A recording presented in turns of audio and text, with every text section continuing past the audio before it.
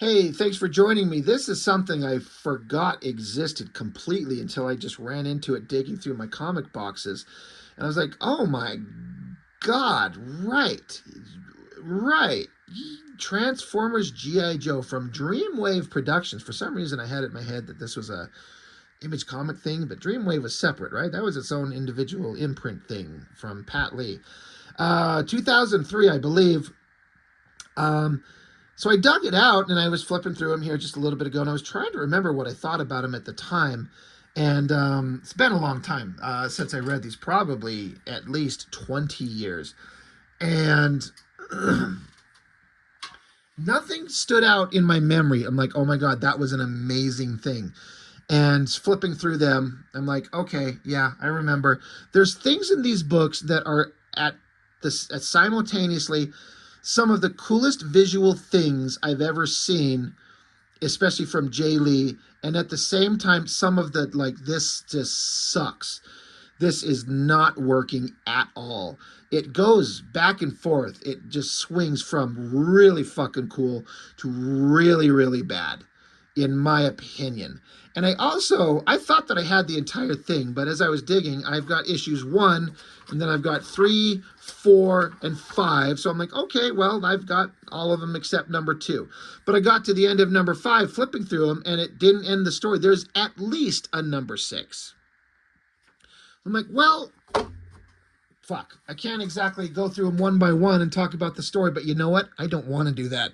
I don't think this shit is interesting enough for me to spread it out over 6 videos or whatever, even if I had the entire thing. So we're just going to kind of pump through them pretty quickly. The cover is pretty interesting. Jae Lee. Whenever I see his name, I'm instantly kind of interested. I'm like, okay, we all know him, we all know what he's done, and most of us have a similar opinion of that stuff he was doing in the mid 90s, the Namor stuff, and then the what was it, the Spider-Man Iron Fist, and then he did some work on X Factor, and then he jumped over to Image Comics and did Wildcats trilogy, and then the Youngblood Strike File and his Hellshock stuff. That artwork that he did was so freaking energetic and exciting and crazy. It's kind of like Stephen Platt in a way, if you think about it. When Platt reached his pinnacle, especially in the first several issues of Prophet, it's so overdrawn and over muscled and just you know what I mean. I've mentioned it a lot. We all know what Stephen Platt's art was like. And then as he refined himself and became a quote unquote better artist, he gained stuff, but he lost stuff. And the stuff that he lost kind of took the interest in his art with him. Jae Lee's kind of a similar scenario in a way, like Sorta. His 90s stuff is nothing like this. You would not confuse the two at all if you hadn't followed his career and watched him slowly shift from that 90s stuff to this stuff. And I like it both. He's clearly incredibly skilled, and there's some stuff that he does so well. Like, he puts in all the detail to make the guns look real, folds on clothes look real, the sword. Like, this single shot of Snake Eyes is cooler than anything that Liefeld did in that Snake Eyes Dead game, like by a long shot. And there's a couple things in here with Snake Eyes that fall into that category of this is the coolest shit from Snake Eyes by Jae Lee, better than Liefeld did in those Snake Eyes things. But at the same time, it kind of lost something. I don't know. It wasn't exciting. And then the story, I struggle with it. I think that the creative teams were really trying to do something awesome. And I say that because inside here, the writer, John Nay Reiber, it's a name I'm vaguely familiar with, but I don't know enough about to speak on anything. But he talks about here, basically, I'll sum it up. He's talking about we all carry parts of our childhood with us, and some of the coolest shit that we saw as kids, we like to bring forth into modern times and make a story as grown-ups that would excite the child inside us all. He says, this Transformers G.I. Joe story is our attempt to reach back and drag a few old friends from the strange and simple world we once shared with them into the strange and complex world we live and dream in today. We haven't changed them. You'll recognize them. You may discover that you recognize their new world even more clearly than you recognize their old one. Okay. We all hope that the new you and the old you both enjoy reading the story as much as we enjoyed creating it. We wish we could have brought them all along for the ride, all the Joes and Autobots and Cobras and Decepticons, but we brought as many as we could. So that I'm instantly I like what the guy's got to say. I agree with that. I appreciate it. You know, the childhood that we had, I mean, oh my God, if we could go back, some of us, most of us, I'd like to think, if you're lucky, your childhood was had moments and times of just absolute magic that you didn't really know at the time until you're grown up and past it, and you're like, oh, things were so fun and so nice and so simple back in the day. But I appreciate that a lot. That being said, there's a lot of things, like I was saying, that I think go very well in these things, and there's stuff that I'm like, this isn't working. Part of it is just Jae Lee's art. He's great, but I prefer his older style, though I don't know if his older style would have worked in this. He's putting in all kinds of effort for technological accuracy on because this is set in World War II. That's the thing. That's the crazy part. That's a very interesting approach. This is an out of continuity. I mean, of course it is for everybody, but it's not set in the modern world. Optimus Prime is not a giant, big rig semi-truck, and Starscream is not an F-4 or F-15 Eagle. This is World War II technology, and the G.I. Joes are fighting, it's an American military secret special force fighting basically Cobra, which is the German bad guys, essentially, blah, blah, blah, blah, blah. You get it. So it's an interesting, okay, that's an interesting take, sure. But Jae Lee's art, again, while he's so good, there's so many places in this book where I'm like, this is muddy and confusing and dark, and I cannot tell what's going on. And I think the colorist is the one thing that I actually remember clearly. I don't know who Jun Chung is, and I feel like this colorist has skill for sure, but the choice of the way to color this thing, that's the one thing that stood out in my head after all this time, is like the coloring fucking bugged me. I'm not going to say it sucked. I'm not going to say it was bad, but it bugged me. And that's what I remember. I don't remember the character interactions or the story points, nothing. Just that the coloring pissed me off. And you may or may not agree. We'll go through it, because I think they were trying to go for like a hazy, sepia-toned, almost old school visual look that would match kind of how we think of World War II and we see it in our head in movies. That's fine. The Farah Islands, I don't know where those are. Winter, 1938. This shot is good. Soldiers, there's shooting, there's fighting, there's attacking, there's all kinds of crazy shit going on. During the battle, and these characters are fighting, they knock over a wall, and inside they freed. He was stuck, he was trapped, I don't know. Fucking Megatron's face is there. Now, again with Jae Lee, like this character, this bald, I don't know, he's a monk guy or something like that. He gets his ass knocked down. He's actually right here in the foreground, but I didn't notice him. The only thing that made that human body stand out is that there's a text box point. I'm like, why is the fucking rocks talking? Oh, it's the guy. So there's something to be said, and I'm about to sit here and give artistic rules that you're supposed to do with art, as if I'm someone to tell Jae Lee how to draw anything. It's incredibly pompous and arrogant of me to presume so, but I think there's something to be said potentially. The idea is like separation of planes, like something up front and then there's midground and there's a background. This guy with the hyper thin lines and everything, he just blends into the rubble, when all the rubble is just like generic black heavy shadow shapes. It's almost like if this artwork were to be just black and white, you could say it's almost ish like the way Frank Miller draws Sin City, just heavy shadows and no holding lines. That's like what all this debris and rubble is, almost. but it all just kind of blends in with this guy, and he's not up front. He's like, he just disappears. Now, the focus is Megatron's face, and the design and the tech, it looks like Megatron. You show that to me, and I understand who that is. So that's good. So it just, and then the coloring blends everything together. And that's a thing that you'll hear me mention multiple times, is that the coloring just hides everything, muddies everything. Well, not everything, but often, so much that it bugs me. But Megatron's there. He wakes up, he smashes things. He sees that, I guess for the first time, these human creatures that occupy this planet, they're soft. They're fleshing creatures. She says, "You, soft thing, are you the dominant life form on this planet?" And he's like, "Dominant?" And Megatron says, "Stop groveling and answer me, worm."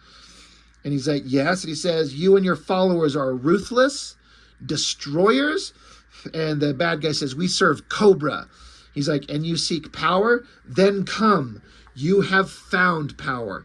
Ultimate power." And so again, it took me a second of looking at this panel to realize that this shape is Megatron's mouth, his nose, his mouth, and his chin. It did not stand out. The heavy shadows and then the coloring blend him in. I thought this was just more heavy shadowed rock shapes. It doesn't stand out and scream. That's Megatron's face. This shot, this giant spread of Megatron standing up, smashing rubble, silhouetted head, glowing eyes, and the way that Jae Lee's drawing like the arms, it looks the way like the Transformers should look. It looks right. So this is kind of awesome. Anyway, Megatron's woken up. He's met the Cobras. Holy shit, what's going to happen? So now, this is summer of 1939. It's a little bit while later. We're in Arlington County, Virginia, and a bunch of American soldiers are getting together. They're forming the Joes. Call me Flint. You are Stalker. Again, this heavily shadowed faces. It's unnecessarily over-fucking shadowed. Now, Jae Lee does it great. You know, he employs this exact same art style in the Marvel Knights Inhumans 12-issue series. And I love that series. It's been a long time since I've seen it, but that is an example, in my opinion, of Jae Lee's altered, changed, new art style that works perfectly. And I thought it looked great. And one of these days, I'll get into it here. I've got them all. But here, it's just, I don't know why there has to be heavy shadows everywhere. There's no reason to put Flint's face in that much heavy shadow, except we're trying to, like, he's in shadow trying to keep his identity a secret. Like this one, it's all right. It's a choice. It's an artistic choice. It's skilled, but it's just one of those things that just kind of bugs me. You know, not a lot of other artists could pull out, like, just adding all that heavy a shadow and just highlighting that kind of elements of the face and have it read. Jae Lee excels at that. But yeah, soldiers are getting together, and we got to form a team because important things are coming up. This right here, this scene is cooler than anything, and I mean anything Liefeld did in the Snake Eyes Dead game. And I'm sorry, there's no reason for me to fucking bring up his name, except that I just reviewed the final issue of Dead Game from him as of this recording, just like 3 or 4 days ago or whatever it is. And so it's prominent on my mind. I'm still getting comments on it from the video. But, and again, Snake Eyes, right? This one little scene made him more badass on this one page. He's standing here in front of Flint, and he's in heavy shadow. I love, like, again, Jae Lee could draw folds and everything. His face is in shadow, and these beady little dots for his eyes. So Flint's like, name? And so Snake Eyes just tosses 2 little things at him. Just silently tosses them. Flint catches them, and he looks at them, and they're dice. And they're the single dots. The one Snake Eyes in, you know, gambling parlance. So he's like, Snake Eyes, next pair of dice you throw at me, soldier, you better be prepared to eat them. Take your dossier, and so he looks up, and Snake Eyes is gone. He's vanished. He's like, all right, like the general says, I don't care if he's human, if he's on our side. So he's just there, silent, you know, shadowed, the little dots for the face. What's your name? He just throws some dice at him just to kind of explain, and then he vanishes. Now, understanding who Snake Eyes is and why he's awesome feeds into making this scene awesome. But that is really well done. I personally think that scene was fucking fantastic. So the writer nailed it there, and Jae Lee drew it pretty damn well. So I like that. I like that a lot. So now there's just a bunch of pages of the Joes getting together and deciding we got to get together. There's threats, there's scary things, there's bad guys, there's Cobra. You know, we got to do shit. We got to do things. And again, this looks like all fairly typical Jae Lee, you know, out of his 90s era art. Heavy shadows, no cross-hatching, moody. The colorist is working their ass off. And again, in places, I think it works. I don't hate these pages. These are all kind of fine. Another scene that I thought was pretty good. This is wild. Like, wherever they're at, hanging out, they are just nothing, surrounded by nothing but American flags, like everywhere. Like, the background is just American flags. It's crazy. What a pain in the ass to draw. But here's the team. We're like, yo, Joe. And meanwhile, I don't know if this is, I don't know if this is Duke or something, like, whoever the fuck this is. From out from behind the American flags, Snake Eyes himself peeks from behind, taps him on the shoulder, and silently points upwards. Like, what, you see something?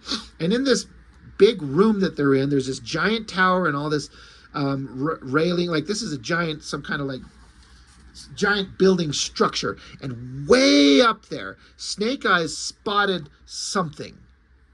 And he points it out. And they're like, holy shit, something's up there. Everyone, like, shoot, there's a spy up there. And it took me a second. I'm like, what are we looking at? And then I see this little shadowy shape here, little glowing eye, and a beak of it's fucking Laser Beak from the Transformers. And they see it, so they start shooting at it. Laserbeak shoots some kind of laser thing. It looks like a little tiny thing just to shoot the gun out of the hand of the guy here, and puts a hole in his hand, and then he takes off. And this is a really interesting kind of way to draw the Transformers. Look at that. If you know Transformers, you know what Laserbeak looks like. So Jae Lee's changing their physical forms to reflect the technology of the era of this 1939. So interesting. Back on the Terradrome in the Farah Islands, there's Soundwave. He's like, look at this laser beak. That's an interesting design. And so Jae Lee's drawn some pretty awesome Transformers. I have to give him full credit. That looks like a combination of, you know, this era that they're in. It's not exact designs from the 80s cartoon, so they have to look different because of the technology that they're mimicking their forms from. But it also still looks like they're Transformer body types that are recognizable. There's Cobra Commander, there's the Baroness, there's Destro. So you got the trifecta of bad guys. This Cobra Commander, I like the little design elements on his jacket. I like that he's wearing the loose drapery mask instead of the flat metal plate mask. I think they both work. But yeah. Oh gee, what the fucking giant double page spread of Mega Man as a comic? Holy shit, who the hell would want to read that? Not me. That shot of Starscream looks awesome. That looks just like him. But bad guys are making their plans. You know, I like this close-up on Cobra Commander's eyes. That looks good. There's Starscream. It looks like his face. And, you know, it's all kind of working so far-ish. And then back with the Joes. I don't know. They're seeing things. There's giant airplanes in the background. Yeah, Snake Eyes keeps sneaking around. He's just a shadowy figure in the background. I like this. Like, that stuff's all really neat. But again, this kind of like hazy, foggy coloring, the sepia tone kind of thing, it doesn't work for me exactly. Like, I feel like it fits the World War II thing. It works. But it also bugs me. And the entire book is like this. And then Jae Lee does some, I don't think, helpful panel design elements with these odd, blocky shapes. It's kind of interesting. But it's also, this is starting to get into Jae Lee doing his heavy shadow stuff. It starts to be like hard to make out what some of these things are. This comes up prominently more so as these comics go on.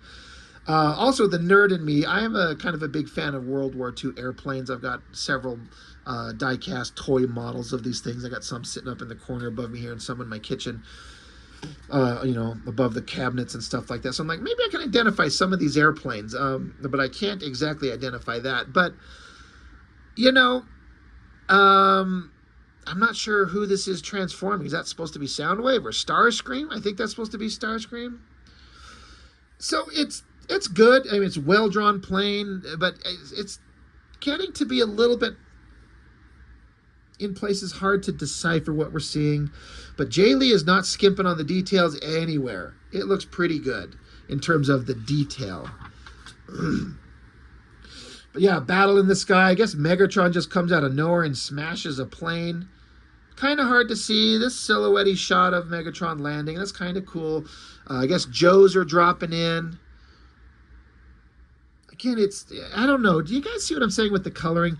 It works fine, but it also kind of, sometimes it's just not very clear what we're seeing. I don't know that Jae Lee was the best artist to choose to do this. At the same time, he draws some really awesome stuff. Like this is Snake Eyes showing up, being a badass. Or maybe it's not Snake Eyes. It's actually Storm Shadow. He actually says it right here. Yeah. He meets up with Snake Eyes. Yeah. Snake Eyes and Storm Shadow meet. And of course, that traditional pairing of these guys meeting up. Yeah, he says, Snake Eyes, I had believed I would die without seeing you again, but instead, tonight you will die, brother, and you will never see me. He says, I am Storm Shadow now, and a storm casts no shadow. I kind of like that dialogue to kind of play up the name. Snake Eyes comes at him with the knife, and Storm Shadow has some kind of like powder or something in his hand and his fist, and so he blows through it like, and blows some powder in his eyes, knocking Snake Eyes to the ground. And now, if I understand correctly, excuse me, Storm Shadow goes at Snake Eyes and says, the face I lost at your hands, I now reclaim. The honor of the Arishakej, I don't know how that clan, whatever the fuck it is. But the face I take from you this night is lost forever. So I think it's implying that he's going to cut up Snake Eyes' face.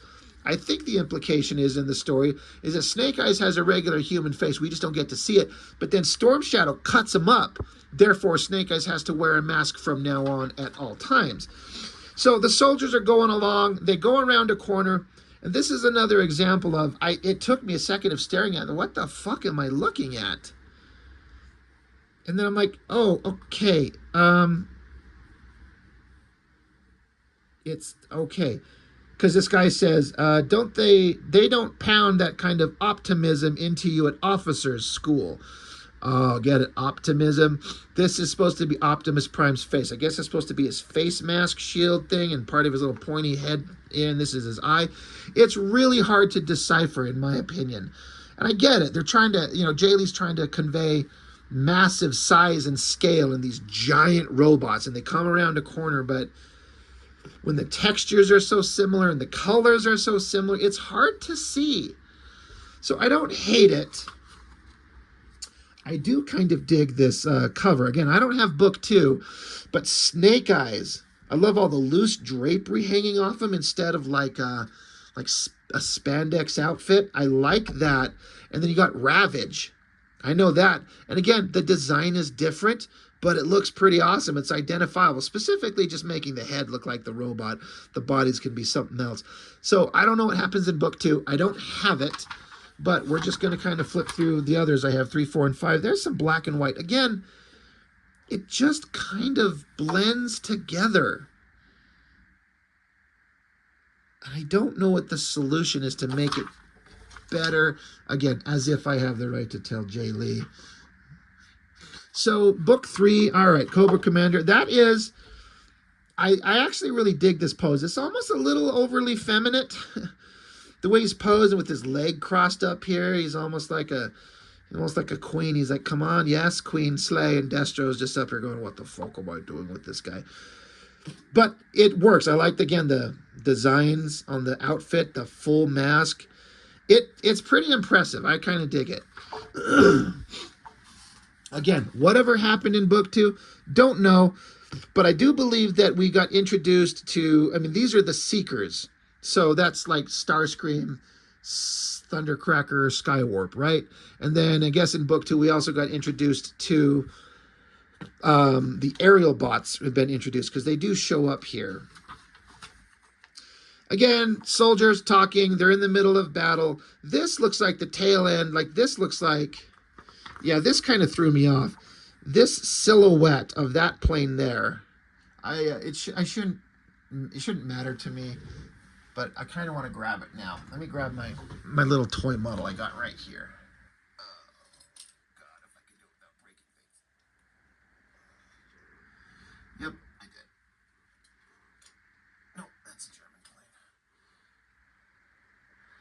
Where the fuck is my Mustang? There it is. Okay, Jesus Christ. This is a great YouTube channel, isn't it? This poor thing is just covered in dust.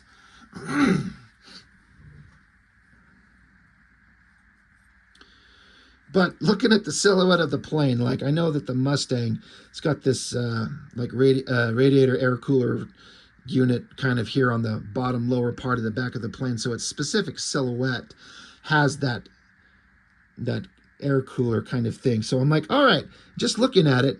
Okay, so that's a Mustang. That's a P-51 Mustang. So part of me is kind of like, the Mustang is the premier fighter and kind of the glory hog of the World War II fighters. There was a lot of amazing planes, but the Mustang is the one that gets all the hype because it could, you know, once they installed the Merlin engine inside it, the British engine that was way more fuel efficient, and then this plane could escort bombers all the way to Germany and all the way back, where previously in World War II, bombers lost their escort way early because the planes just didn't have enough fuel to escort. So German fighters would hover around, wait for the little friends, the little planes to have to take off and go, and then the German fighters would attack the bombers, and that's why there's huge losses, and bombing fucking sucked for the Americans in World War II until the Mustang came along. It could escort them all the way.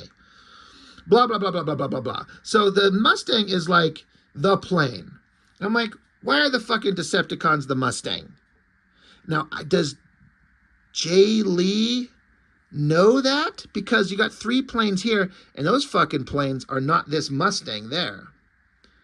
Those are like bomber planes, like the giant extended cockpit. Probably, I think there's a guy that sits in the back and shoots out the rear. So if these 3 guys are these 3 guys, the planes literally change design. And does Jae Lee know that? I don't know. Unless I'm misunderstanding it. These 3 are separate guys, and then we just suddenly go to a panel where there's 3 other guys. And they're transforming. Anyway, there's a stupid little, like, Rob knows a little bit about World War II planes and shit. But, yeah, that's a Mustang, and that should be one of the aerial bots. That should be a good guy. Anyway, sorry. Can we just look at the comic now, please? And again, the coloring, it's just this dull, flat, muted, sepia tone thing. And then the heavily shadowed thing, it just kind of hides the design. It looks kind of cool, and it also kind of bugs me. But yeah, that tail end, that back shot of the Mustang there, like, oh my God, let me see if I can, oh shit. Can I like almost overlay it in the camera? He's kind of got like a forced perspective on it that this is not going to match up. But like, it's the same plane, but it's got the Decepticon symbol on it. So it bugs me. Good guy planes, bad guy planes. Like the Germans and Japanese had several very good machines. ME-262, BF-109, the Japanese Zero. Like, come on, they had good planes. Like, just have, anyway, whatever. Fuck off, Rob. Giant shot of the planes, the Joes, bad guys. And then just, you know, the fight's going on. Lots of destruction and fighting and blah, blah, blah. Now here you got an Autobot. And I'm like looking at this plane. I'm like, I'm not for sure. God damn it. Now I got to get the other one down too. I got like 6 of them up here. Well, now I got 5 because one just crashed and died. Did I kill my Corsair? Okay, I think he survived. So much dust on this. This fucking plane right up front almost looks like a Zero. Like, Like the black engine cowling? Maybe not. It's close. But he's an Autobot. Again, the fucking Autobots wouldn't care. They would just take any form. But this is just Rob nitpicking because Rob likes his airplanes. Autobot, whoever the fuck it is, I'm sure he says his name somewhere. Says, never stand between an aerial bot and a seeker, pal. Trust me, it's a bad place to be. So I guess he transforms and turns into whatever the fuck plane he is. And, you know, Optimus Prime was introduced at the end of the last issue, but, or of issue 1, since I missed issue 2, but we haven't seen Prime anywhere here in 3. I guess that's him? I don't know. This shot of Megatron standing ominously in the background. That's pretty awesome, and the scale and the size of him. There's also a thing with scaling and sizing that happens in these a little bit that always kind of bugs me. We'll get to him. But again, I really, really like the way that Jae Lee draws Cobra Commander. He looks really impressive and ominous and scary. Cobra Commander has access to something. I think they call it the matrix of something. Like, that's not the matrix of leadership, but I think they call it the matrix. Yeah. He's got some kind of glowing object, and Megatron's getting threatening, and so Cobra Commander is able to wield this thing and cause Megatron pain, like you see right there. And Cobra Commander says, so the Matrix is merely a symbol of authority, eh? It has no real power over you, eh? So he realizes that this thing that he's holding can actually cause Megatron pain. Therefore, Cobra Commander can kind of dominate the situation. Again, I love the way he's drawn the Cobra Commander. Look at the folds in that mask and the eye peeking out from it. That's one of the coolest versions of the Commander I've ever seen. Megatron looks just like him. Cut back to... here's Snake Eyes. Again, I missed issue 2, but this is kind of like a repeat of the issue 2 cover. There's Snake Eyes diving backwards. Again, I like the loose clothing and the billowing jacket, but then the mask that he wears now. And Storm Shadow teaming up with Ravage. That is an interesting story right there in and of itself. Although some of the art is kind of hard to tell and decipher what we're looking at. The panel design things are a little weird. I don't hate them, but it's interesting. And then more of that. They're fighting. Snake Eyes goes over a cliff. Storm Shadow drops a grenade down there to blow him up. What a dick. Giant ad there. Or no, or did I actually read that exactly backwards? Is that Snake Eyes dropping the fucking grenade? Here's the problem. They're so heavily shadowed and nondescript in their exact designs. It's hard to tell who the fuck is doing what.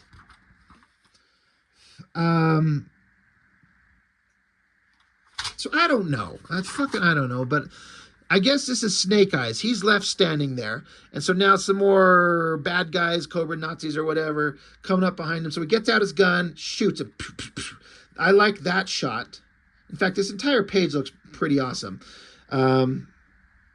So after Snake Eyes takes out these soldiers, shoots them down, he drops the gun so then he can fight one-on-one against Storm Shadow. Now, here's a double page spread of them fighting, and this is an example of like the coloring, the drawing, everything. It's like it's kind of hard to tell what the hell's going on and who's doing what to who. If I have to stop and stare at it, yes, I can decipher. Like, okay, I can see what's going on, but I have to stop and really look. And ideally, you should just be able to see what's going on at a glance. So for all his great skill, and I really, truly will say 100% that Jae Lee's got great skill, but there's some things that just don't work very well, and it's hard to decipher and to see.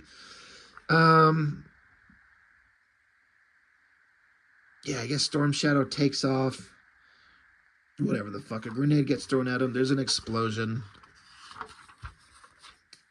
There is an element coming up here that I thought was really creepy. I really, really liked. Zartan shows up. I guess he can change his face. He can look like anybody. He's here. He takes the form of one of these other soldiers. And so he's able to sneak in and infiltrate the Joes. They'll have to, pick that out. This coming up right here. In this issue, and I think it continues in the next one, the Joes are there. No, Joe's Cobra. No, yeah, Joe's. And then this guy comes along, and he's got like a Cobra helmet on, like it's got the Cobra symbol, but he's wearing like an army helmet, and then like the big long, it looks like what would be like a raincoat covering him. So he's completely hidden from view outside of it's a basic humanoid shape, right? Head, body. The coloring is fucking hiding everything. In addition to Jae Lee's heavy shadows, the point is that you can't really tell who it is or what it is, and that works, but it's almost going too far. But this character shows up again with the long coat, the hat, shadowed in face. Then he lifts his hands, and it's robotic hands. I'm like, well, this is a human-sized transformer. This is one of Soundwave's minions, and it is. He transforms his hands. It's Rumble. Everyone knows Rumble, right? Got the pile driver things. And so just the idea of this transformer in this jacket and this hat, and you can't see anything about him that's robotic, but his arms turn into these giant piston pile drivers that create literal earthquakes, shattering the ground, throwing tanks around. That's where issue 2 ends. I'm like, okay, that's actually pretty cool. That I thought was kind of neat. And there's a panel here in the next one, I think it is, that I think really works. Issue 4. I'm pretty sure this is supposed to be Grimlock. And again, it's such a mishmash of shapes. Like, okay, you can see a human here, some kind of tank turret, but then if you kind of follow it, you see a face of a transformer. He's bent over, hunched over, and okay, these are his hands, and I'm pretty sure this is Grimlock. Of course, they're not going to have Dinobots in this, so Grimlock's got to be something. And the composition is pretty powerful with all this giant hulking material pointing down at Cobra guys. So that's at the same time hard to see, but also kind of cool. Back with Flint, G.I. Joe headquarters. I think Flint's noticing something is weird. He's like, that's not our radio. Whoever this guy is, he's got something that's not our radio. So he tells these other soldiers to take off, except this one. He's like, whoever the fuck you are. And so this guy says, I'm no one, empty, but I call this face Zartan when I show it. Now, I know nothing about Zartan and the character beyond he's a guy who can change his shape, his face, or whatever. And that dialogue, kind of like the things with Snake Eyes before, this kind of makes him awesome. It's great dialogue. So this writer knows how to put in the cool shit at the right time. I am no one, empty, but I call this face Zartan when I show it. So they end up fighting, and then Soundwave shows up. So I guess Soundwave, it's like certain characters are paired off with certain other characters. Like Cobra Commander is with Megatron. Starscream is with Destro. Soundwave is with Zartan. That's kind of interesting. That's an interesting face shot of Soundwave there. He's picking up Flint. In the distance, soldiers are fighting. I don't know who the fuck that is, what he's shooting. I mean, he's shooting weapons, but I don't know who it is. So, yeah, just battles are going on, giant tanks. This shot right here, there's Rumble again. I don't know why, but I love this shot right here, just as a piece of artwork. That right there, again, it's Rumble inside. He's wearing the helmet, and he's got the big poncho vest thing on. But it's almost like just separate of this comic. Forget this comic. I looked at that and I'm like, it almost is like there's nobody in there. Not a robot, not a human, nothing. Like almost like it's a clothing possessed by a spirit. Like it's like, imagine seeing this in the distance, in the rain, or you're in a battle and you run up to it and it turns and looks at you and there's just like again, a coat and a helmet, but there's no face, there's nobody in it, but it's moving. Like this, some kind of like horror movie shit here. I hope that kind of comes across. Again, that panel, just separate of the comic itself. I looked at that and it just started sparking ideas of visually scary stuff. It just kind of struck me as that. But yeah, Rumble, he's there smashing the ground, creating an earthquake. I think this tank is going to turn into Grimlock, I think. I don't know. And then again, I never really saw Prime in issue 3. I guess Prime's right here. I don't know what's going on. Where is fucking Optimus Prime in this thing? Scarlet, she gets onto a yellow motorcycle. Oh, it's Bumblebee. So she's saying, "Who is that creep, Bumblebee?" He's like, "That's Rumble. He's mean. I think it's because he's so small and dumb." And so Bumblebee, the little motorcycle, he's like, "Hey," and she's like, "Let me drive." And he's like, "But," and she says, "Don't tell me you've never been driven before. That's so sweet." So I'm like, that's kind of weird. But so the little yellow motorcycle with Scarlet on it, they take off, comes jumping over the debris, jumps over Rumble. I like that shot of Rumble right there. She drops a grenade onto Rumble, blowing him up, and I kind of like these shots. That face shot of Rumble there, the grenade coming down, and then the explosion shot. This is an element in the comic where the heavy shadows combined with the coloring actually work. I like that shot. But the grenade blows off his robotic arms, I guess. I don't know that this little tiny 1939 grenade would have enough strength to blow apart a fucking transformer, but, you know, that's what we're going with. Then I was shocked, because then Bumblebee's here. Look how fucking big he is. I'm like, he was the motorcycle. He's not... Again, these characters do mass shifts all the time, but it just kind of throws me off how big he was here. And he's kind of a little bit into her. He's like, "You can drive me anytime." Okay. Anyway, Grimlock and whoever the fuck this guy is it Roadblock or something? Anyway, they're teamed up. They're going to smash some bad guys. So it's just starting to kind of get a little bit repetitive. The aerial bots show up. So they're a bunch of planes. And again, I can't really tell for sure what they are, but they don't look like American planes. I don't think there's any American fighter that looks like that. The specific round body. Where did I put... There it is. Like the Japanese plane, they got like a round body like that. I mean, I guess the Corsair has a round fuselage, but they also got the gull wings, and that's not that. So anyway, I'm just like, the aerial bots are all a bunch of Japanese Zero fighters, presumably. But aerial bots merge. I guess Optimus Prime tells them to merge. Where the fuck is Optimus Prime in all this? There's Prime's face. Like, he doesn't have a presence here. And so then there's a shot of the planes transforming, but it's like, where do they actually merge at? And what is this? And what is that?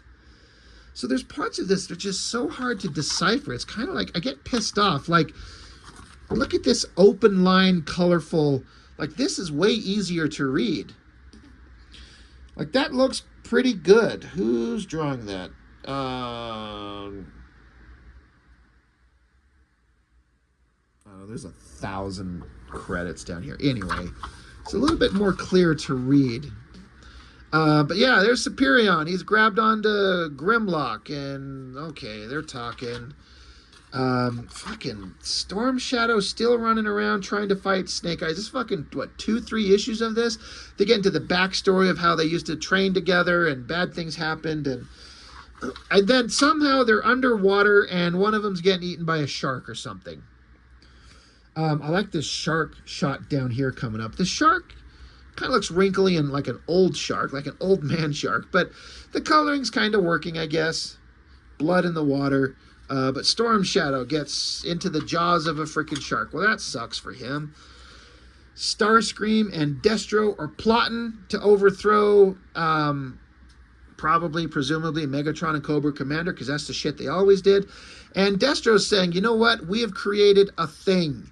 And back here, the composition kind of works, where it's just a big, giant robotic head and kind of its upper body, its arms out of sight, and the lower body you can't see. But this is Bruticus. And Starscream, in the cartoon, pissed off Megatron, got exiled to an island. And then on the island, he just found a bunch of old World War II machines, and he just fucking fixed them up and turned them into Transformers, and they could form into Bruticus. And it's all fine, except they immediately hated Starscream himself and were against him. So anyway, it's a whole thing. But the idea of having Bruticus be a specific combiner in this comic is actually a really good idea, because they were always World War II machines to begin with. I mean, right? I have that right, guys? Todd Ferguson, do I got that right? But Bruticus, that's kind of a good shot. I like that shot. I'm like, okay, that looks good. I like the Destro face up there. That looks cool. Just again, I'm like, I can't tell what I'm looking at in some of these panels, but people are fighting. Battles are going on. Whoever this Joe is, he's fighting this. I don't know if that's Rumble, Frenzy, Ravage, Ratbat. Fight, whatever. And issue 5, again, I was kind of hoping like, well, at least we could get to the end of the story, but we're not going to. I kept looking at this cover and going, what am I looking at? Like, I can't decipher it. Okay, there's a boat down here with some humans. So I guess I see a Transformer leg. This is a lower leg. This is his knee and his thigh and his robo-ass cheeks. Okay, so there's a fist and a forearm. I can't tell what the hell we're looking at. I'm guessing this is Superion. Pretty awesome. Like, look at this top shot of Snake Eyes. Like, look at that shot of him coming out of the water after fighting. I guess he's dragging Storm Shadow out of the ocean after getting eaten by a shark. I don't know. I like that shot. Again, there's simultaneously some of the coolest, most well-drawn stuff going on. Like, I like both these pages. Yeah, Ravage shows up. Snake Eyes gets the sword. Ravage comes diving at him. I can't exactly tell. He just jumps, stabs Ravage, and then it's kind of hard to see or understand what part of Ravage, the robotic panther, or whatever the fuck he is, but Snake Eyes killed Ravage. Now, this shot of Snake Eyes, that is awesome. Look at the shadows on that, the mask. You can see the indications of the mouth, the nose, the ears, the cloth folding, the heavy shadows with just the slight highlights. You can see the sword. It's obvious that he's holding it in this hand. The cloak, like, just that shot looks so fucking good. That's better than anything Liefeld did in any of those Snake Eyes Dead Game things. I love that shot. And the coloring mostly works, I think. I guess this is the color. It's supposed to be smoke coming out of it. That looks awesome. That's an original page of artwork I wouldn't mind owning. Looks awesome. Snake Eyes has been off fighting Storm Shadow. Now he killed Ravage. So, whatever. The Joes, they're going along. Who the fuck is this? I'm trying to decipher again. Who the hell? I don't know. I'm starting to not care anymore. They're fighting, they're running, they're jumping, they're shooting. There's heavy silhouettes everywhere. It's hard to tell what's going on. They shoot some Transformer in the face and blow him to pieces. There's somebody. There's an ME-262. That's the first operational jet fighter that the Germans rolled out right at the end of the war. Too little, too late to make any kind of difference at that point. There weren't enough of them. There's not enough pilots. Germany was on the retreat. It was awesome. It was fast. It was deadly, but it was too little, too late to make any difference in the war. But Germans made it. They were technological innovators for sure. And then, okay, yeah, there's Superion. So that's kind of an awesome shot. If not also kind of hard to see what the fuck we're looking at. That shot of Snake Eyes, that looks kind of cool. So Superion, he's cool. And then there's Megatron. There's Cobra Commander. I'm kind of done with this thing. Fucking Prime, he's just locked in there. He's not doing anything. It must be a specific thing. He must be trapped or something, because he's not doing shit. And it's bugging me. Storm Shadow's connecting with Scarlet. She says something about his face. He's got a mask on. His face is wounded. What the hell happened? And it's kind of shocking and horrible because I guess Storm Shadow carved his face up. So that sucks. So there's Prime. They're talking. They're doing stuff. What's going on? Prime's like, this is your world, not ours, and this is your war. So Prime's like, we can't be part of this. So here's a shot that I both feel like is simultaneously awesome and frustrating. So stony, rocky structures, ground, and then human figures. And then you got boats of some type out in the water. So there's a horizon line here somewhere. The coloring is covering in a mist and a fog. And so they have Superion out there standing in the water. Look at how big he is compared to these boats, these ships.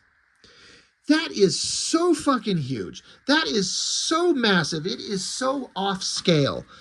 I mean, just take 5 fighter jets and combine them into one figure. Yes, it's bigger than your standard Transformer, but they're never supposed to be that fucking big. But then again, you can make the argument that they do the size changing, the mass shift.